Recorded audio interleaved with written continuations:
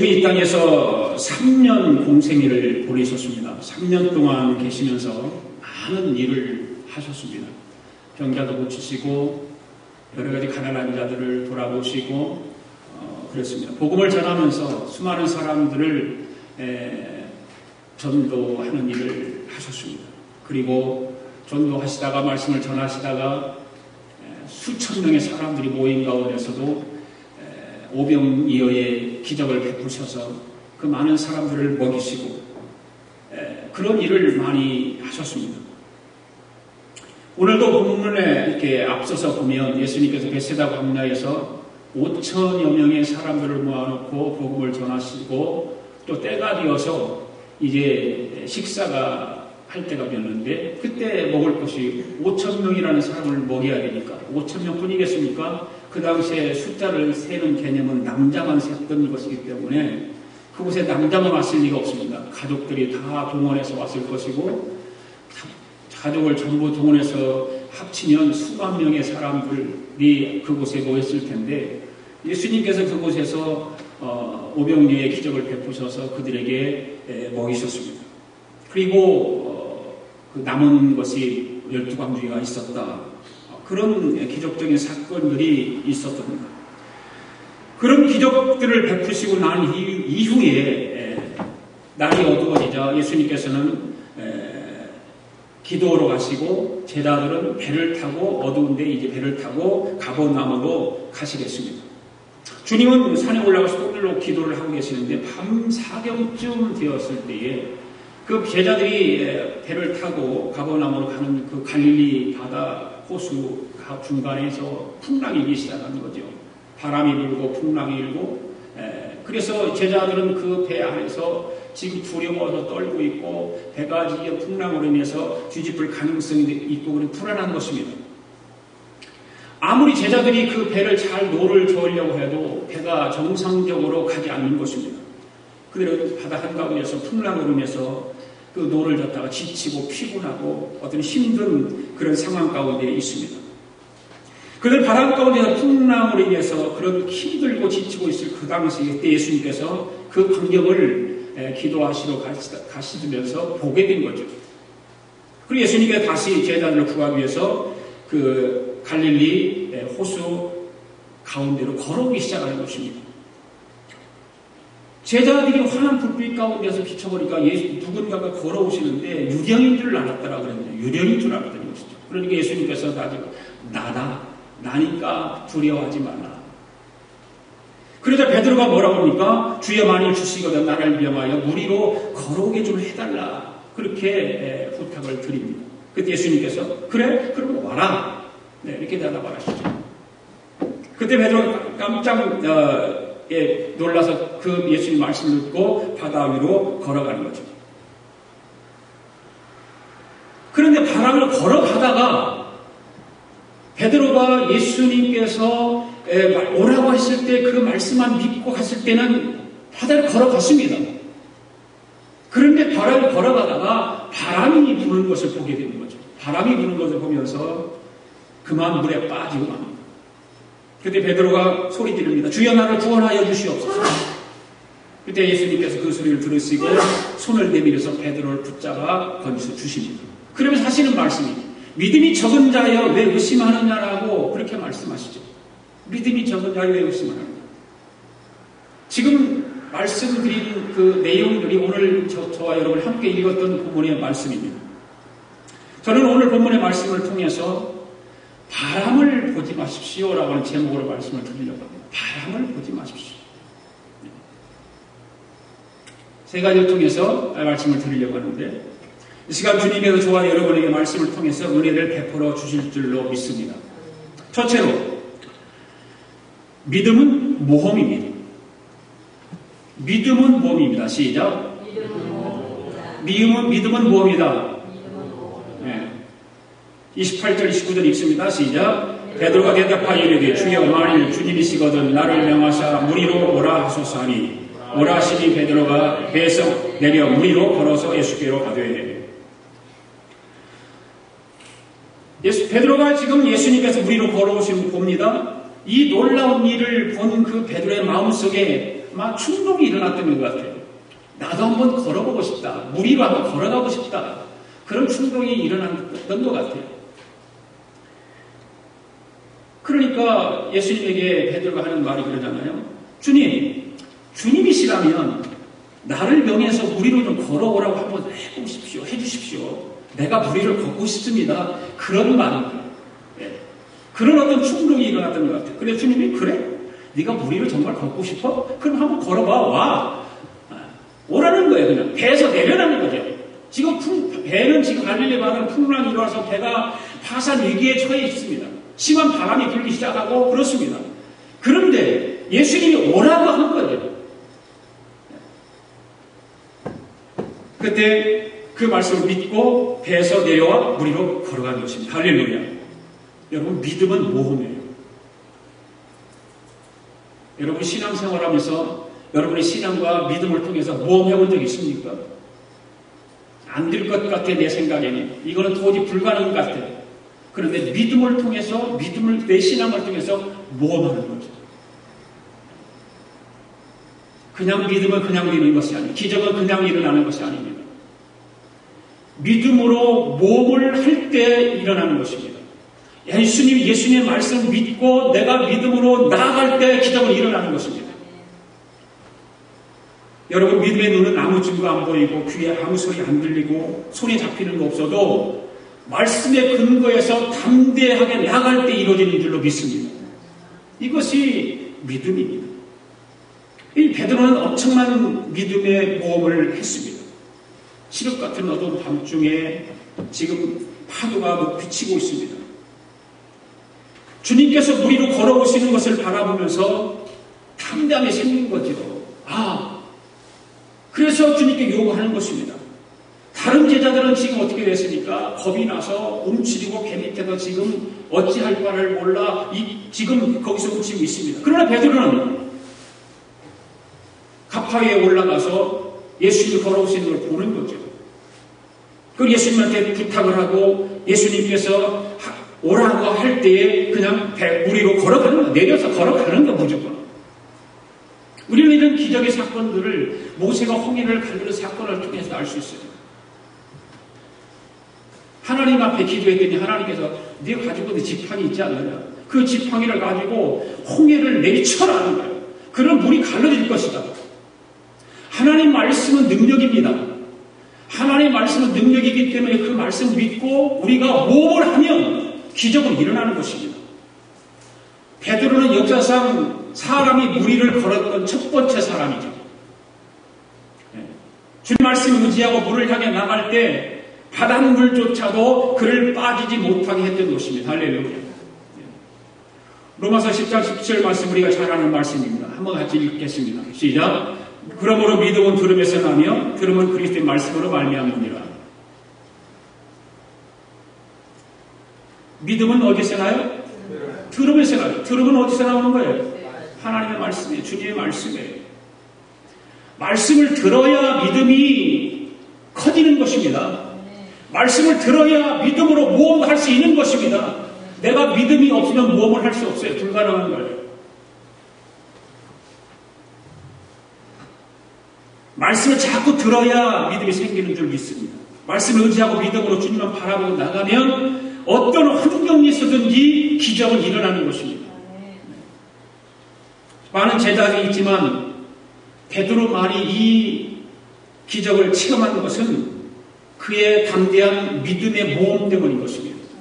다른 제자들은 움츠리고 갑판 밑에서 불걸 떨고 배가 풍랑을 만날까봐 뒤집힐까봐 죽을까봐 두려워 떨고 있는데 베드로는 가파 위에 올라가서 예수님께서 오라고 하니까 그 말씀을 믿고 바다로 걸어간 것입니다. 그래서 믿음이란 모험입니다. 행함이 없는 믿음은 죽은 믿음이라고 성경은 말하고 있습니다. 주의 말씀을 의지하고 예수님을 바라보고 담대히 실천해야 하나님의 기사와 이적이 일어나게 되는 것입니다. 오늘날 우리가 처한 형편도 풍랑이 있는 갈릴리 바다와 같습니다. 경제가 살아나는 기미가 보이지 않습니다. 중동 지역에서는 그 IS 집단이라고 하는 그 집단들이 사람들을 그냥 공개 처형하는 것을 우리는 매일 뉴스를 통해서 보고 있습니다. 세계 정세가 불안합니다. 미국과 많은 나라들이 그 IS 집단을 멸하기 위해서 전쟁을 선포하고 싸우고 있습니다. 이런 불안한 시대에 우리가 살아가고 있습니다. 무언가가 계획하고 그랬는데 그런 것들이 잘 되지 않습니다. 잘 이루어졌으면 좋겠는데 잘 이루어지지 않습니다. 그래서 불안한 것입니다. 그것 때문에 염려하고 근심하고 걱정하고 있는 것입니다. 사고나는 사람들은 그 비즈니스가 슬로우합니다. 그리고 나이가 들은 60대 이상의 사람들은 노후가 불안합니다. 어떻게 내가 노후를 잘 설정해놓고 노후에 좀 편안하게 살을까 이렇게 계획했는데 그것이 잘 되지 않습니다. 이와 같은 때 우리의 믿음의 모험이 필요한 거죠. 이런 시대에 살아가면서 우리 크리스찬들은 믿음의 모험이 더욱더 필요한 것입니다. 오늘 본문에서도 믿음으로 모험을 했던 그 베드로에게 예수님이 찾아오신 것처럼 오늘날 믿음을 가지고 모험을 하는 성도들에게 예수님께서 찾아오시는 줄로 믿습니다. 모험을 시도도 해보지 않고 믿음으로 한번 시도도 해보지 않으면 예수님은 방관하고 계시는 거죠. 내가 믿음으로 모험을 시도할 때 믿음으로 모험을 해보려고 했을 때 예수님은 그곳에 찾아오시는 거예요. 여러분 삶의 풍랑이 일어났을 때 믿음으로 모험을 하면 주님께서 풍랑 위를 걷게 하시는 줄로 믿습니다. 그러므로 풍랑을 만났을 때 우리가 해야 할 일은 예수님을 바라보고 하나님의 말씀만 의지해야 하는 것입니다. 우리가 환경에만 의지하고 감각에만 의지하면 안 됩니다. 사람들은 환경을 더 많이 의지합니다. 그리고 감각적인 것에 더 많이 의지하면 됩니다. 우리는 그런 것을 그렇게 의지하면 안 됩니다. 오직 주의 말씀에 의지해야 되는 것입니다. 갈라디아서 3장 13절 말씀을 보십시오. 우리 또 한번 읽겠습니다. 시작. 그리스도께서 우리를 위하여 저주를 받은 바 될사 율법의 저주에서 우리를 속량하셨으니 기록된 바 나무에 달린 자마다 저주 아래 있는 자라 하였습니다.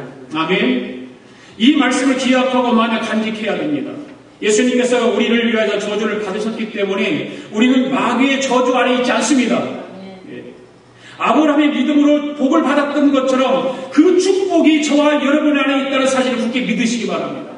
마귀의 저주 아래서 놀아나지 말고 마귀의 저주에서 우리 끙끙 앓고 있지 말고 그러면 어떤 풍랑이 저와 여러분의 삶 가운데 일어난다 해도 우리는 하나님께 주신 말씀을 붙들고 말씀 가운데 살아가야 하는 것입니다. 말씀 가운데 말씀을 붙들고 말씀에 의지하여 살아가는 것입니다.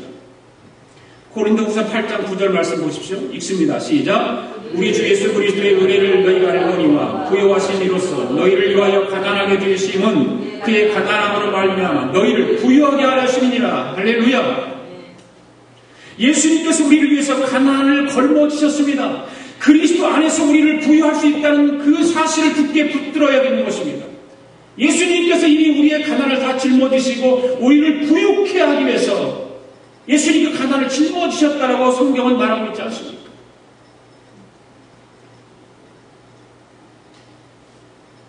성경은 말하죠. 사랑하는 자여 내 영혼이 잘됨같이 범사가 잘되고 강건하기를 내가 간구하노라.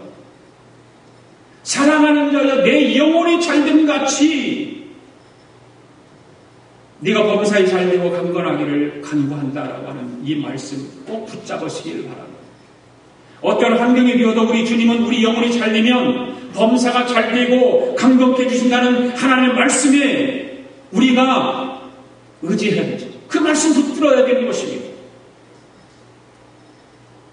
마태복음 6장 33절 34절 말씀 우리가 잘 아는 말씀입니다. 같이 읽습니다. 너희는 먼저 그 나라와 그의 의를 구하라. 그리하면 이 모든 것을 너희에게 더하시리라.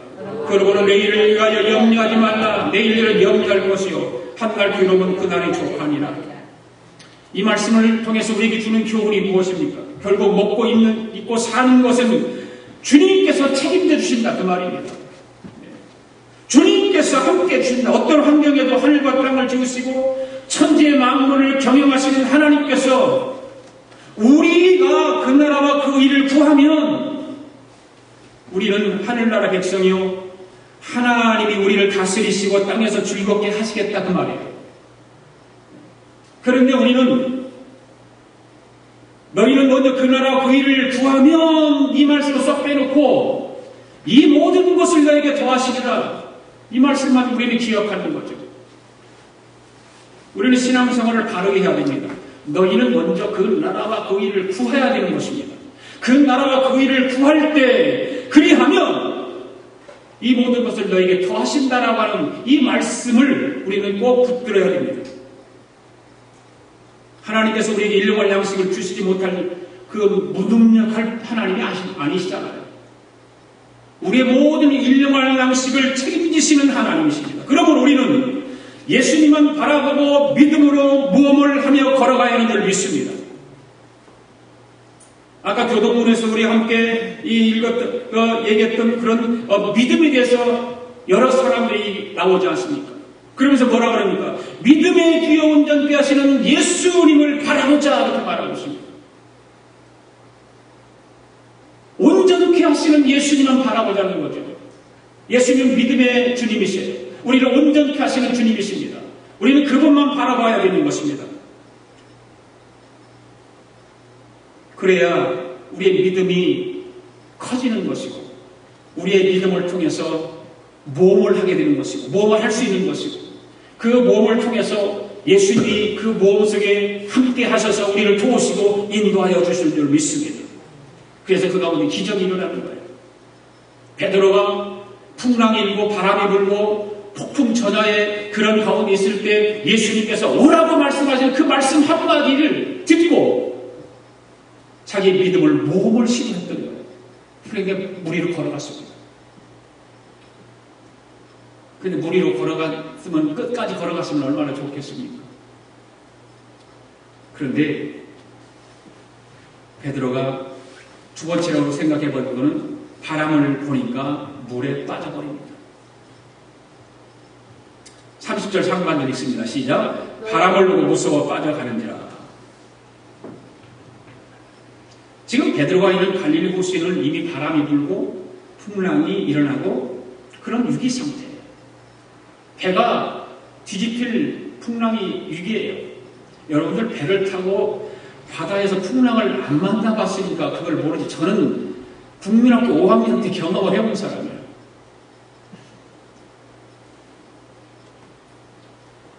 우리 어머니하고 우리 큰 누님하고 동네 아줌마들하고 어렸을 때 방학 때니까 따라서 조개 잡으러 나갔다가 그만 배가 풍랑을 만나는데 바람이 불고 풍랑이 만나는 것이 아니라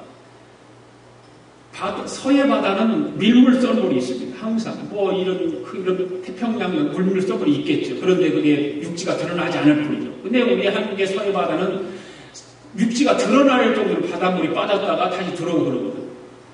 그러면 조개를 잡을 때 선장이 좀 조개를 많이 캐기 위해서 바다가 이렇게 생겼거든요.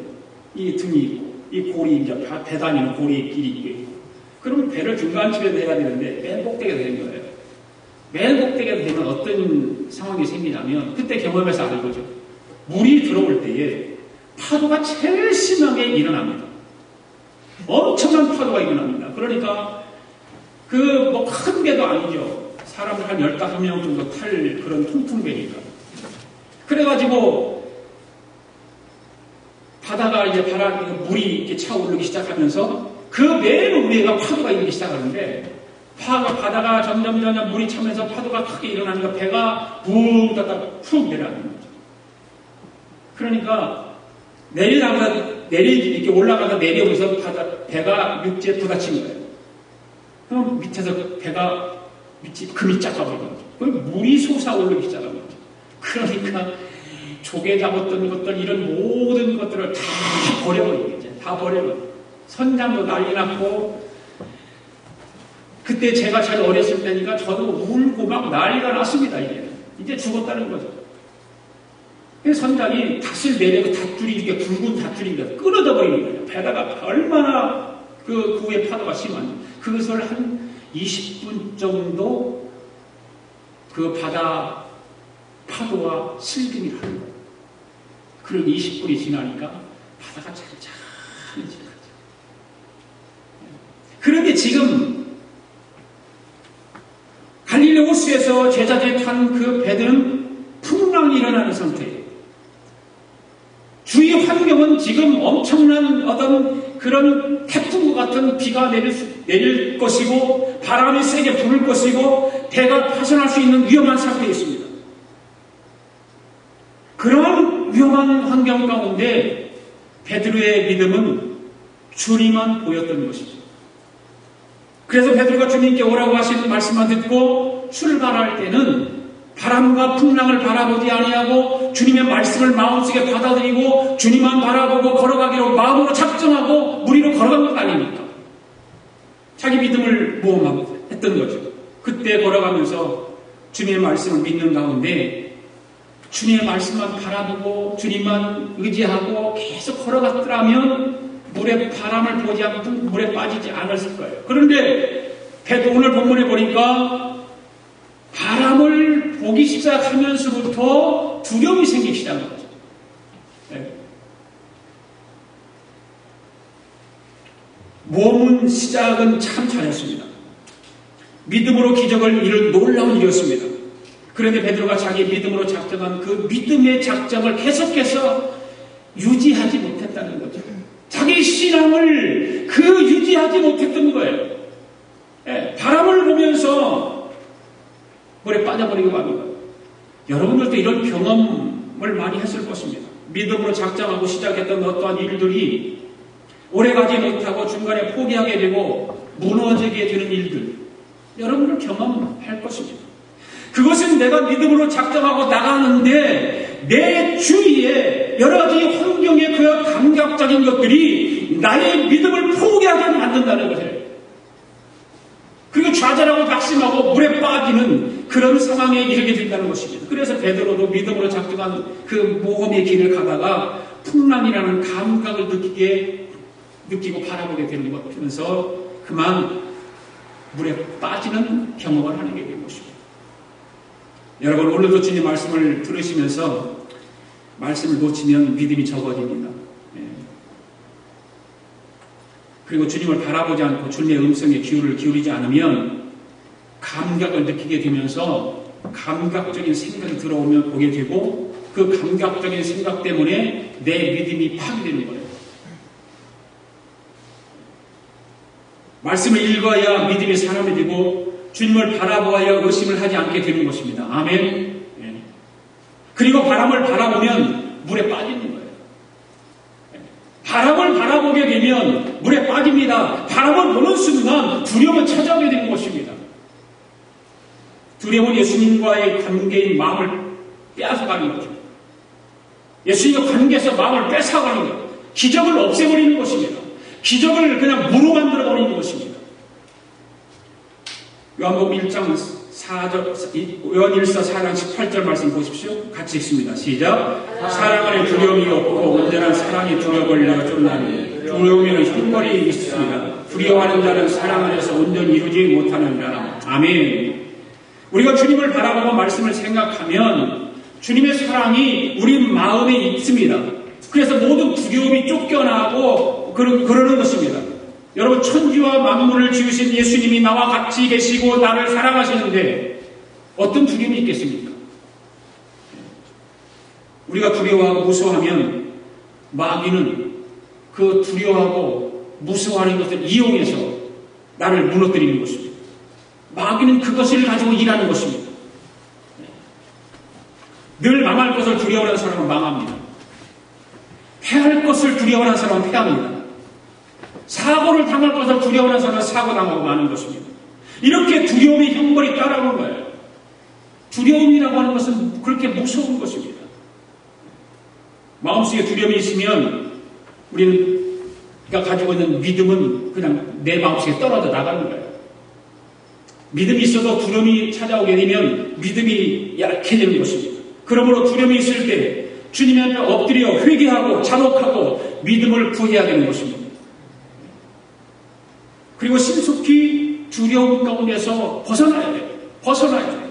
지금도 우리 앞에는 수많은 그 나쁜 바람들, 좋은 바람이 불어오면 얼마나 좋겠습니까? 우리 신앙을 방해하고 마귀가 그걸 이용해서 우리를 넘어뜨리고 그런 수많은 나쁜 바람들이 우리 가운데 여전히 들려고 보게 되고 우리 위협하고 있습니다.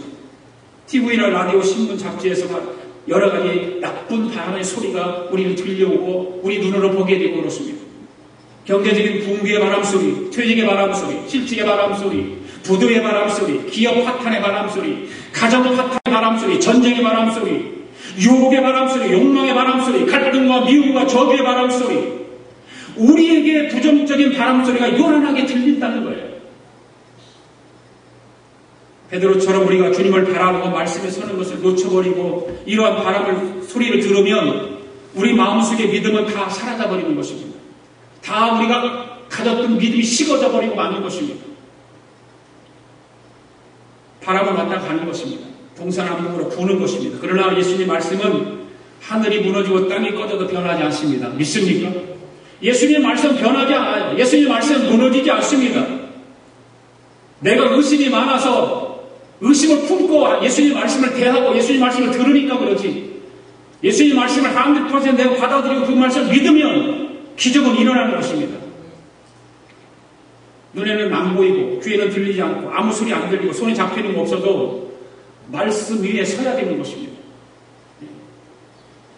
예수님만 바라보아야 되는 것입니다. 믿습니까? 우리는 이민자 생활 속에서 믿음의 공동체로 모여서 신앙으로 격려해야 되고 또 말씀을 묵상해야 되고 쉬지 말고 기도해야 됩니다. 그래서 시편 50편 15절의 말씀에 뭐라고 합니까? 다 같이 시작. 환난 날에 나를 부르라. 내가 너를 건지리니 내가 너를 영화롭게 하리라. 할렐루야. 저와 여러분 삶 속에 환난이 있을 수 있습니다. 환난이 없으면 얼마나 좋겠어요. 그런데 환난은 다 있습니다. 직장 안에서 직장 동료들 때문에 환난이 있을 수 있습니다. 가정 안에서도 행복하게 부부가 아내와 남편이 얼마나 사랑만 하고 즐겁고 기쁜 일만 있으면 얼마나 좋겠습니까? 그러나 가정 안에서 아내와 남편 때문에 환난이 있을 수 있습니다. 자녀들 때문에 환난도 있을 수 있습니다. 밖에 나가서 친구들 때문에 환난이 있을 수 있습니다. 이럴 때마다 주님을 찾고 부르면 주님께서 건져주시고 영화롭게 하신다는 말씀이에요. 우리는 어떻게든지 주님께서 우리에게 당부하시고 또 우리에게 들려주시는 귀한 말씀들을 붙들어야 되는 것입니다. 그리고 주님의 도움을 구해야 되는 것입니다. 구하라 주실 것이요 찾으라 문을 두드려 열릴 것이라. 하나님께서는 우리에게 귀한 말씀들을 우리에게 들려주시는 거예요. 구하면 주신다는 거죠. 찾으면 찾게 될 것이고 문을 두드리면 열려질 것이다 라고 주님 말씀하고 계시는 것입니다.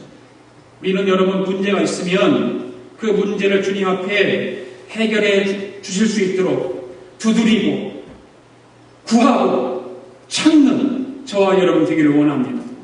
우리의 삶은 근원은 하나님께 있습니다. 믿습니까? 우리의 삶의 근원은 하나님께 있습니다. 천지를 지으신 하나님을 바라보고 살아가는 저와 여러분 되시기를 바랍니다. 그 다음 세 번째는 뭐냐면 잘못하면 회개해야 되죠. 잘못하면 회개해야 됩니다. 30절 말씀 잠깐 읽습니다. 시작. 바람을 보고 무서워 빠져가느니라 소리질러 이르되 주여 나를 구원하소서 하니. 베드로는 주님을 바라보고 말씀에 서지 않고 바람을 보다가 두려움을 들어와서 물에 빠지고 말았지 않습니까? 우리 신앙생활은 똑같아요. 우리도 믿음으로 은혜 받을 때는 믿음으로 좀 살아야 되겠다고 계획하고 다 열심히 신앙생활하고 기도생활 열심히 하고 막 예배 시간마다 나와서 은혜 받고 그러죠. 그런데 그렇게만 가면 얼마나 좋겠습니까? 그렇지 못하다는 거죠.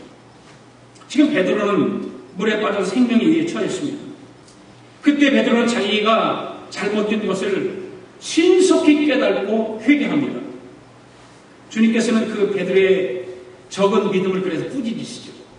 의심이 들어온 것은 왜 그럴까? 바로 예수님을 바라보지 않고 내 감각에 의지했기 때문에 그러는 거예요. 내 감각을 의지하면 의심이 들어오기 시작합니다. 결국 그 사람은 힘들게 되는 것입니다. 삶이 힘들어지는 것입니다.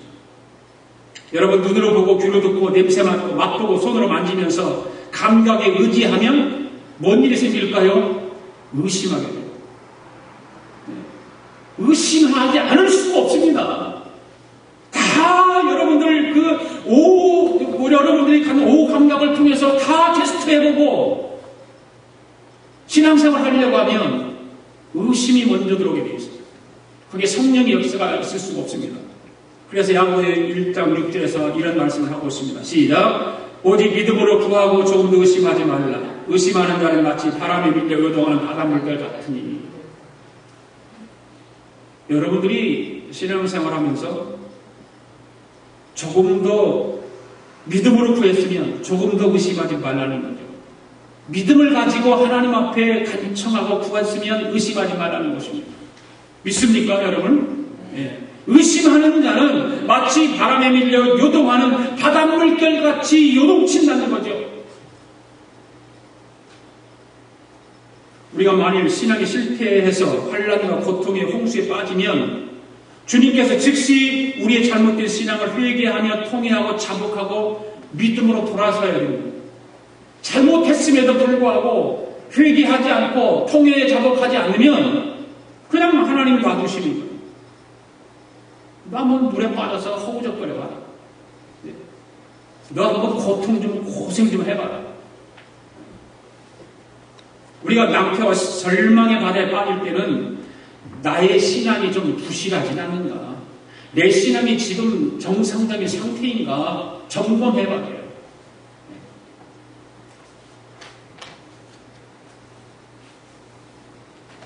하나님 말씀에 불순종하고 있지는 않은가?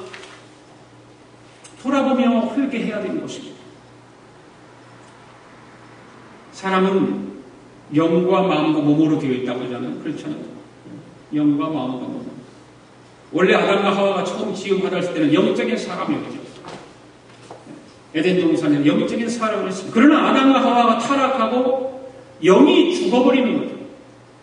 영이 죽어버리니까 인간의 지혜와 지식과 총명과 수단 방법과 즉 감각만을 의지하며 살아가게 되는 것입니다. 영이 죽으면 내 감각으로 살아가게 돼요. 감각적인 것만 요구하게 되어 있습니다. 인간은 죄가 들어오면서부터 그 감각을 내세우게 되었고 감각을 의지하게 되고 그렇습니다.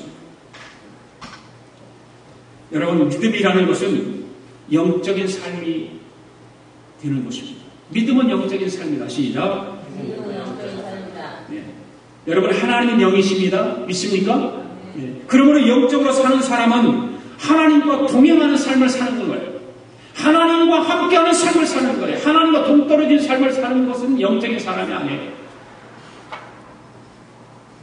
가장 위대한 힘은 영에 있는 것입니다. 내 감각에 있는 것이 아닙니다. 육에 있는 것이 아닙니다. 그러므로 성령님을 따라서 우리가 살게 될 때 우리는 낭패와 실망을 이기고 살아갈 수 있는 것입니다. 그러므로 우리들은 감각을 의지하지 말아야 됩니다. 인간의 힘이 너무나도 무능력하고 무기력이 짝이 없다라고 하는 것은 여러 가지 사건과 재난들을 통해서 보면 우리는 금방 알지 않습니까? 내 자신이 힘이 있고 내 자신이 위대한 것 같고 내 자신이 무엇이든 다 할 수 있는 것 같지만 인간의 지혜와 감각은 거대한 자연의 힘 앞에 풍전등화 같은 아주 힘없는 나약한 그런 인간인 것입니다.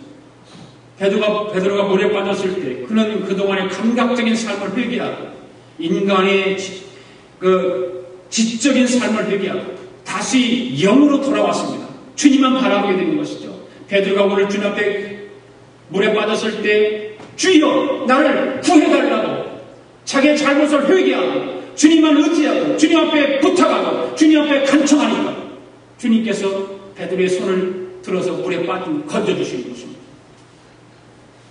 바로 회개하면 예수님께서 즉시 우리를 건져주십니다. 바람을 멈추게 하시는 것입니다. 그 바람이 고통의 바람이든지 그 바람이 실패의 바람이든지 그 바람이 질병의 바람이든지 모든 악의 세력으로 떠오는 모든 바람은 회개하면 멈춰주시는 것입니다. 하나님은 우리의 회개를 원하시고 내가 잘못했으면 잘못했다고 하는 자녀에게 부모가 용서하고 그를 다독거려 주듯이 하나님도 마찬가지예요. 우리가 잘못하면 회개해야 되는 것이고 그 회개를 통해서 하나님 우리를 다독거려 주시고 우리를 인도하시고 우리를 위로해 주시는 것입니다.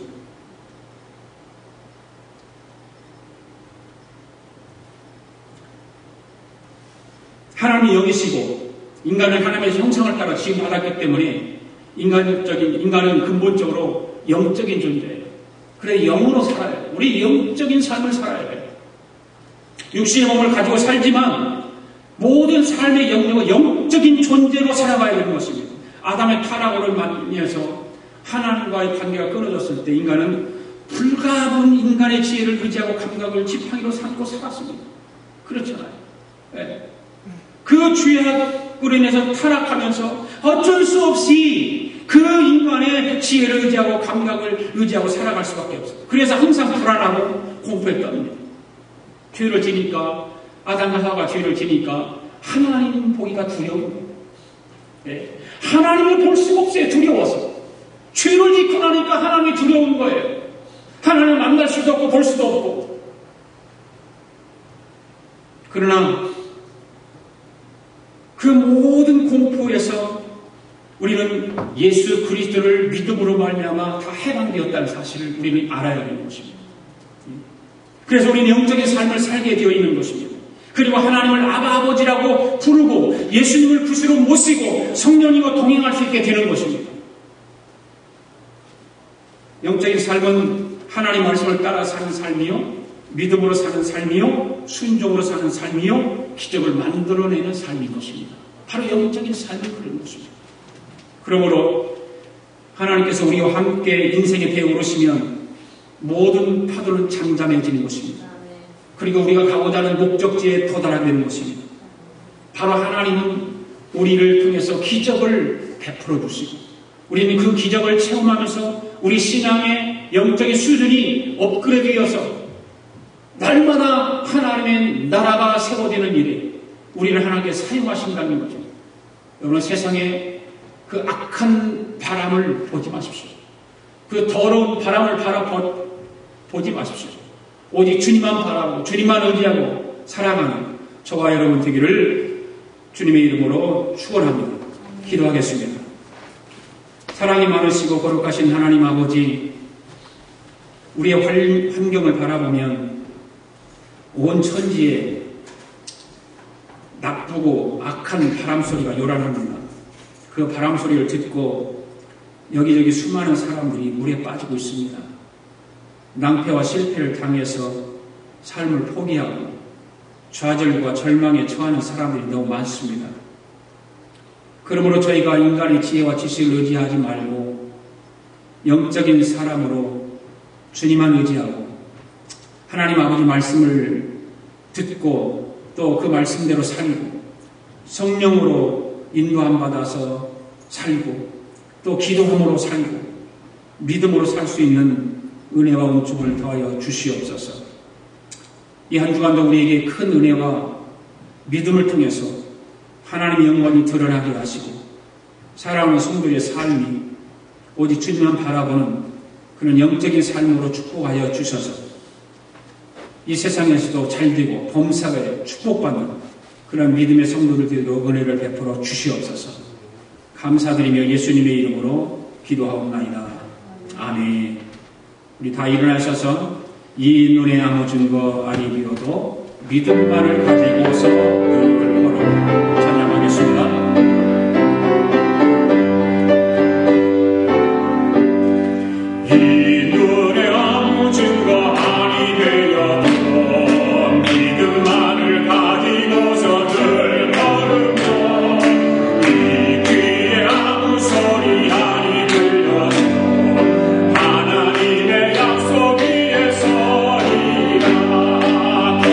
걸어가세 믿음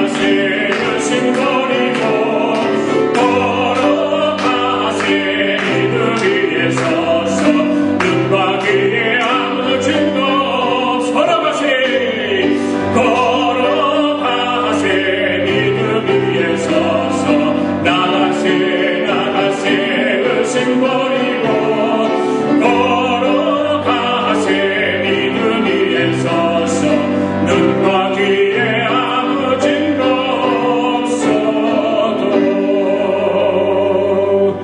하나님 아버지 감사합니다. 하나님께서 오늘도 우리가 주님 앞에 나올 때에 빈손으로 오지 아니하고 귀한 예물을 구별하여 하나님 앞에 봉헌에 올렸습니다. 11조 예물을 구별하여 드렸습니다. 감사 예물을 드렸습니다. 선교 예물을 드렸습니다. 1,000번째 예물을 드렸습니다. 마음의 소원을 물질에 담아 간절한 마음을 가지고 드렸사오니 주님, 사랑하는 성도들이 드린 이 예물을 기뻐 받으시옵소서. 그리고 축복하여 주시옵소서. 하늘의 신령한 복으로 이 땅의 기름진 복으로 채워주셔서 날마다 주님의 영광만 드러날 수 있는 복된 삶이 이루어지도록 은혜를 베풀어 주시옵소서. 하나님께 드려진 예물을 통해서 우리가 선교하고 구기하고 전도하는 일에 하나님의 영광이 드러나는 일에 사용되어지도록 하나님께서 은혜와 은총을 더하여 주시옵소서. 하나님의 교회가 더 많은 일을 감당하기를 원하고 예수님이 기뻐하신 일을 감당하기를 원합니다. 주여 오병이어의 기적을 베풀어 주셔서 참으로 쓰고도 남음이 있도록 성령의 역사가 이 물질 가운데 성도의 가정 가운데 날마다 일어나게 하여 주시옵소서.